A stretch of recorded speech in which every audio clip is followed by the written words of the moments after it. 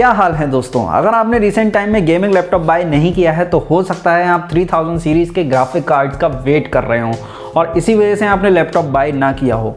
लेकिन मैं आपको बता दूं कि 3000 सीरीज़ के ग्राफिक कार्ड के साथ में लैपटॉप बाय करना अब इतना आसान नहीं होगा।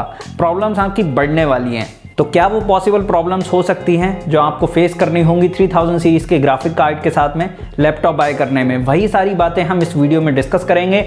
अगर आप भी इंटरेस्टेड हैं इस टॉपिक में तो इस वीडियो को लास्ट तक देखिए। नमस्कार, मेरा नाम है अरुण, आप देख रहे हैं टेक्निकल ड्रॉप्स।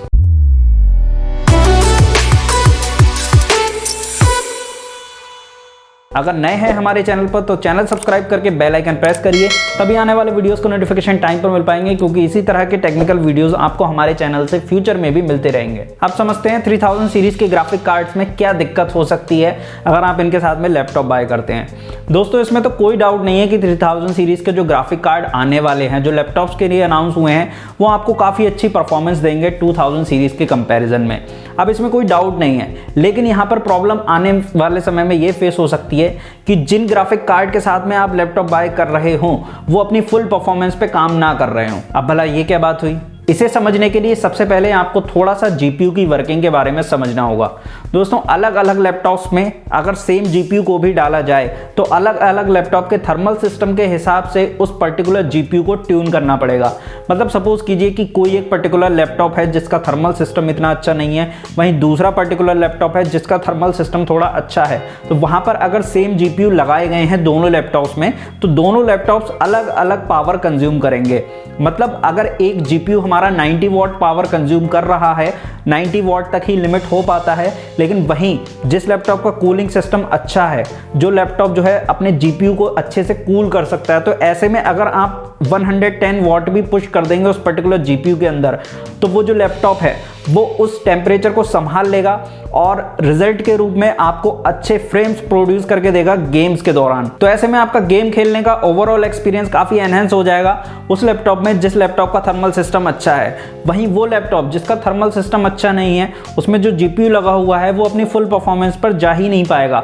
और ये बात OEM ओरिजिनल इक्विपमेंट मैन्युफैक्चरर्स को पता होती है, जैसे कि एसस, HP, डेल, लेनोवो, ये होते हैं OEM। यही बनाते हैं लैपटॉप्स को और यही डिसाइड करते हैं किसी पर्टिकुलर CPU में या किसी पर्टिकुलर GPU में कितनी पावर को पुश करना है, क्योंकि नहीं पता होता है कि इन्होंने जो लैपटॉप डिज़ाइन किया है उसका थर्मल सिस्टम कैसा है, वो जो थर्मल सिस्टम है उस पर्टिकुलर चिप को संभाल सकता है या नहीं संभाल सकता है। मतलब उसके टेम्परेचर भी कंट्रोल करने हैं, at the same time performance भी आपको डिलीवर करनी है।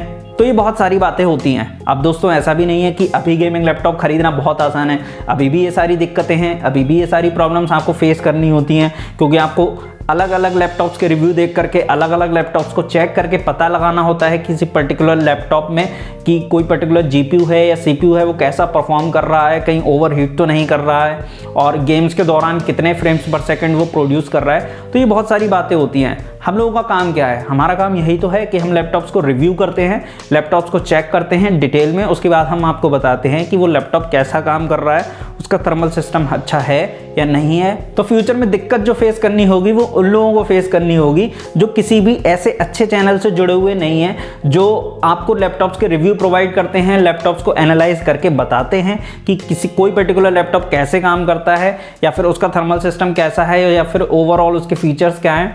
तो ऐसे लोगों को दिक्कतें आएंगी जो किसी से जुड़े हुए नहीं हैं। हालांकि अगर आप हमसे कनेक्टेड हैं, आप हमारा ये वीडियो देख रहे हैं, तो फ्यूचर में जो भी लैपटॉप्स मार्केट में आएंगे वो कितनी TGP पर काम कर रहे हैं, वो सारी बातें हम ऑटोमेटिकली आपको बताएंगे, क्योंकि हम अपना एक डेटाबेस बना के रखेंगे। तो फ्यूचर में हमारे पास सारी इंफॉर्मेशन होगी किसी पर्टिकुलर लैपटॉप में लगा हुआ जीपीयू कितनी TGP पर काम कर रहा है, वो सही परफॉर्मेंस डिलीवर कर रहा है या नहीं कर रहा है। हमारा अभी भी काम यही है और हम फ्यूचर में भी ये सारी चीजें बहुत रेस्पॉन्सिबिलिटी के साथ करेंगे। एक छोटा सा एग्जाम्पल लेकर के मैं आपको बताता हूं जिससे आपको अच्छी तरह से समझ में आ जाएगा। देखिए, अभी जो लैपटॉप्स के लिए अनाउंस हुए हैं 3000 सीरीज के ग्राफिक कार्ड, वो है RTX 3060, 3070 एंड 3080। अब एनवीडिया ने ये बोला है कि वो Max-Q और Max-P वेरिएंट को इंट्रोड्यूस नहीं करेगा, खुद से नहीं करेगा। तो वैसे मैक्स पी वेरिएंट तो अभी भी इंट्रोड्यूस नहीं किए जा रहे थे, मैक्स क्यू वेरिएंट चल रहा था जो कि थोड़ा सा लोअर टीजीपी पर काम करता है। मैक्स क्यू जीपीयू वो जीपीयू होते हैं जो थोड़ी सी लोअर टीजीपी पर काम करते हैं और आपको परफॉर्मेंस जो है वो काफ़ी हद तक ठीक ही डिलीवर करते हैं। उतनी ज़्यादा परफॉर्मेंस तो डिलीवर नहीं करते हैं जितने की नॉर्मल ग्राफिक कार्ड डिलीवर करते हैं, लेकिन ऐसे जो जीपीयू होते हैं वो लगाए जाते हैं थिन एंड लाइट लैपटॉप्स में।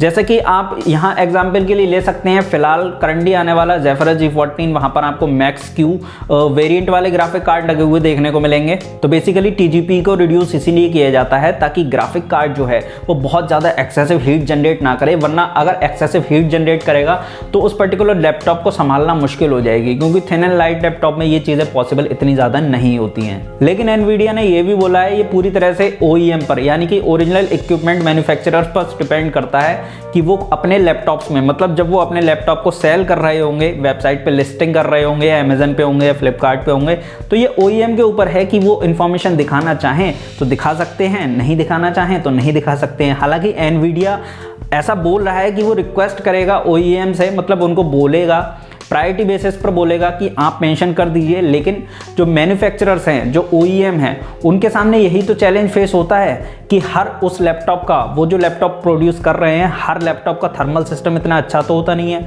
हर लैपटॉप अपने एक पर्टिकुलर कस्टमर बेस के लिए बनाया गया होता है। तो ऐसे में OEM जो ओरिजिनल इक्विपमेंट मैन्युफैक्चरर्स हैं वो तो ये इन्फॉर्मेशन छुपाते ही हैं, और वो अगर इन्फॉर्मेशन छुपाएंगे तभी तो उनके लैपटॉप ज़्यादा से ज़्यादा सेल होंगे। तो अब ऐसा ज़रूरी नहीं है, आने वाले टाइम में आप जो लैपटॉप बाय करने वाले हैं 3000 सीरीज़ के ग्राफिक कार्ड के साथ, उसमें अगर RTX 3080 लगा हुआ है, RTX 3070 लगा हुआ है, तो वो RTX 3070 के लेवल जैसा परफॉर्म कर रहा हो। तो हो सकता है उसकी TGP RTX 3060 के पास लाकर रख दी हो और वो RTX 3060 जैसा परफॉर्म करे, मतलब एक RTX 3070 GPU एक RTX 3060 जैसा परफॉर्म करे।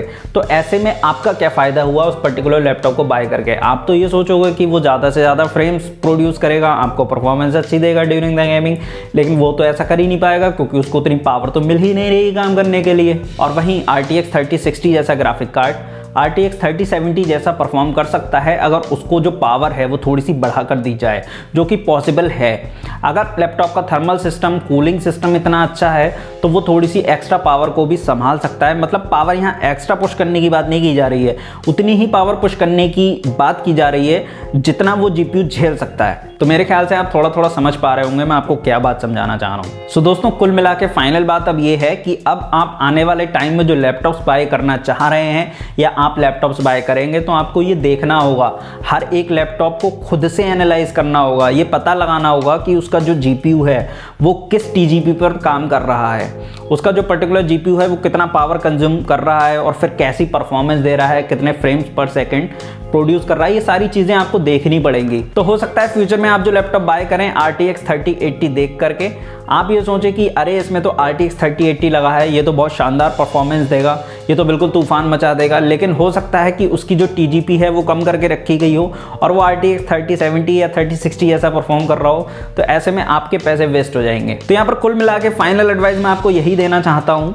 कि अगर आप फ्यूचर में कोई भी लैपटॉप बाय करना चाहते हैं, कोई भी गेमिंग लैपटॉप, और आप सोच रहे हैं कि आपको एक अच्छा लैपटॉप बाय करना है, तो मैं आपको रिक्वेस्ट करूंगा कि आप हमारे चैनल को सब्सक्राइब करें, क्योंकि हम फ्यूचर में आपको और भी ज़्यादा डिटेल्ड इन्फॉर्मेशन प्रोवाइड करेंगे। वैसे हम अभी भी काफ़ी डिटेल में इन्फॉर्मेशन प्रोवाइड करते हैं, काफ़ी रिलायबल होती हैं हमारी इन्फॉर्मेशन, आप सब काफ़ी पसंद करते हैं। आने वाले समय में आपको काफ़ी सारे लैपटॉप्स के रिव्यू मिलेंगे, कंपैरिजन मिलेंगे, बहुत सारी चीज़ें मिलेंगी, या आपका हर वो क्वेश्चन जो आपके दिमाग में आता है आप मुझे इंस्टा पे भी पूछ सकते हैं। इंस्टाग्राम का लिंक मैं वीडियो के डिस्क्रिप्शन में प्रोवाइड कर दूंगा, आप मुझे वहाँ फॉलो कर लीजिए। आप जब भी कोई क्वेश्चन पूछेंगे मैं आपके क्वेश्चन का रिप्लाई जरूर करूंगा। अब दोस्तों, इसमें तो कोई डाउट नहीं है कि RTX 3000 सीरीज RTX 2000 सीरीज के कंपैरिजन में काफ़ी अच्छा परफॉर्म करेगी, लेकिन यहाँ पर सोचने वाली बात यह है और समझने वाली बात यह है, और हमारी ये विश है कि OEM यानी कि ओरिजिनल इक्विपमेंट मैन्युफैक्चरर्स अगर अपने बॉक्स पर, अपनी वेबसाइट पर, या जहाँ पर भी वो लैपटॉप की स्पेसिफिकेशन बता रहे हैं, अगर वहाँ पर वो मेंशन कर दें कि इसमें मैक्स क्यू वाला GPU लगा हुआ है,